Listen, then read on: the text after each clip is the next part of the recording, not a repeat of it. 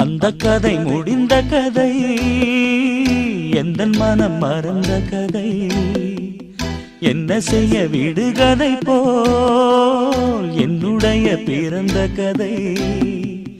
காலங்கள் தான் போன பின்னும் காயங்கள் ஆறவில்லை, வேதனை தீரவில்லை. சொல்லிவிடு வெள்ளி நிலவே